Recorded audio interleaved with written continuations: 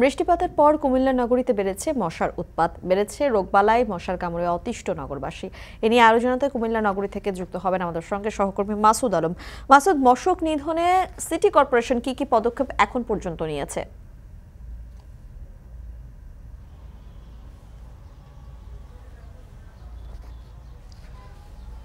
মেম আসলে শীতের পরে কিন্তু কুমিল্লার নগর জুড়ে কিন্তু যে মশকের উৎপাত সেটি কিন্তু তীব্র আকার ধারণ করেছিল। মাঝখানে বৃষ্টি বাদল হওয়ার কারণে কিছুটা কমলেও কিন্তু বৃষ্টির পরবর্তী সময়ে এখন আবার যে মশার যে উৎপাত সেটি কিন্তু আসলে কুমিল্লা নগরের বাসা বাড়িতে ব্যাপকভাবে দেখা যাচ্ছে।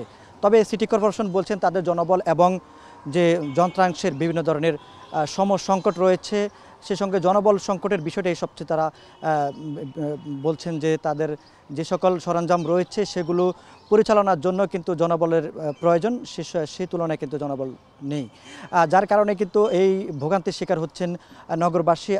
নগরবাসীর সাথে আমরা কথা বলেছি বিভিন্ন নাগরিকদের সঙ্গে, তারা বলছেন যে সন্ধ্যা নামতেই কিন্তু মশার উৎপাত বেড়ে যায়।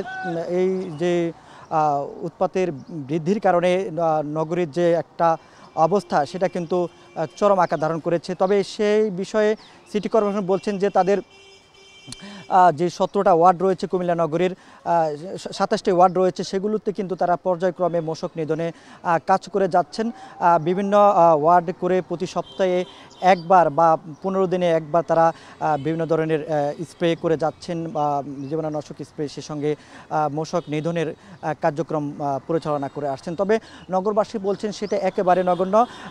অনেক সময় তাদেরকে মাসে একবারও কিন্তু মশক নিধনের যে কার্যক্রম সেটি পরিচালনা করতে কিন্তু তাদেরকে দেখা যায় না। তবে আমরা কুমিল্লা নগরের যিনি নগরকন্যা রয়েছেন এবং যারা এই ময়লা আবর্জনা এবং ড্রেন নালাগুলো, পানি নিষ্কাশনের পথগুলো পরিষ্কার রাখায় কাজ করে, তাদের সঙ্গে আমরা কথা বলেছি। তারা বলছেন যে তারা নিয়মিত যেখান থেকে আসলে মশার উৎপত্তিস্থল সেগুলো ধ্বংস করছেন এবং ড্রেন এবং যে সকল নালাগুলো রয়েছে সেগুলো পরিষ্কারে তারা কার্যক্রম পরিচালনা করে যাচ্ছেন। সামনে তাদের মশক নিধন অভিযান রয়েছে, সেই অভিযান পরিচালনা করলেই কিন্তু মশার যে উৎপাত সেটা আরও কমে আসবে বলে তারা প্রত্যাশা করছেন।